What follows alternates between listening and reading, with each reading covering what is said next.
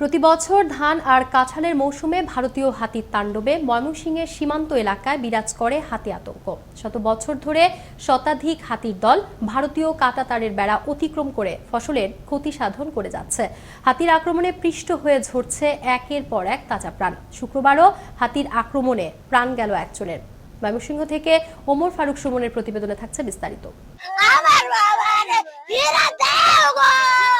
মাত্র কয়েক ঘন্টা আগে হাতির আক্রমণে প্রাণ হারিয়েছেন হালুয়াঘাট উপজেলার করৈতলী কোসপাড়া গ্রামের হাজি নওশের আলী।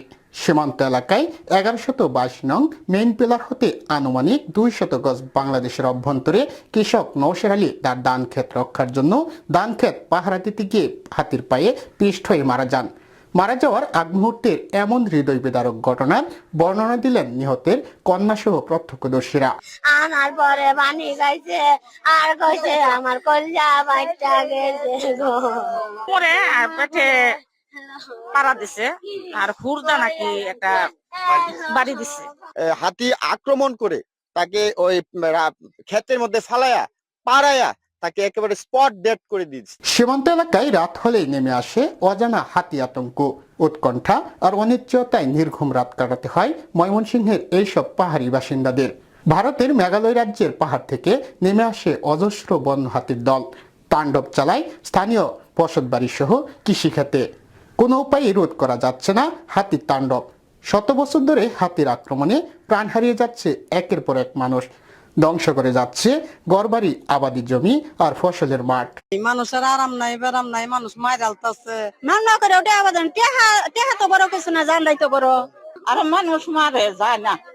প্রতি বছর ধান এবং কাঁঠালের এই মৌসুমে হাতির আক্রমণ বেশি হয়। হাতির পাল শুধু বসত বাড়িতে হামলা করে না, কখনো কখনো ধ্বংস করে দেয় বিস্তীর্ণ ফসলের মাঠ। গত 50 বছরে আশপাশের কয়েকটি উপজেলায় হাতির থাবায় প্রাণ হারিয়েছে অর্ধ শতাধিকের বেশি মানুষ। তবে জনপ্রতিনিধিদের তেমন কোনো সহযোগিতা না পাওয়ায় ক্ষুব্ধ স্থানীয়রা। মানুষ মারি আলতেছে, সরকারে কিন্তু মূল্য করতেছে না। ওর ক্ষতিপূরণ দিব মনে কোন কিরা, এই 1 লাখ 2 লাখ টাকা ক্ষতিপূরণ দিব, এই ক্ষতিপূরণের কাম পাচ্ছে। তাহলে আমরা এলাকাবাসী যারা আছি সবাই বিষ খায় মারা গেলে মনে আমাদের বেশি ভালো হয়। হাতির বিশাল খাবারের প্রয়োজন, আর সেই খাবারের চাহিদা মেটাতেই কাঁটাতারের বেড়া অতিক্রম করে বাংলাদেশ সীমান্তে প্রবেশ করে ক্ষয়ক্ষতি চালিয়ে যাচ্ছে বলে মন্তব্য বন বিভাগের এই কর্মকর্তার। কেন হাতি আজকে তার বন ছেড়ে গাছপালা ছেড়ে লোকালয়ে চলে আসে? আমার ক্ষুদ্র ব্রেনে আমি যেটুকু জানি যে হাতির যে বিশাল খাবারের প্রয়োজন, সেই খাবারটুকু সে পাচ্ছে না বলে সে মানুষের বাড়ি করে আক্রমণ করছে এবং মানুষের ফসলে আক্রমণ করছে।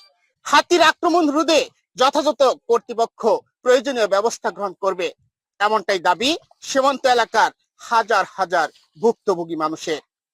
ময়মনসিংহের সীমান্ত এলাকা থেকে ওমর ফারুক সুমন, আনন্দ টিভি।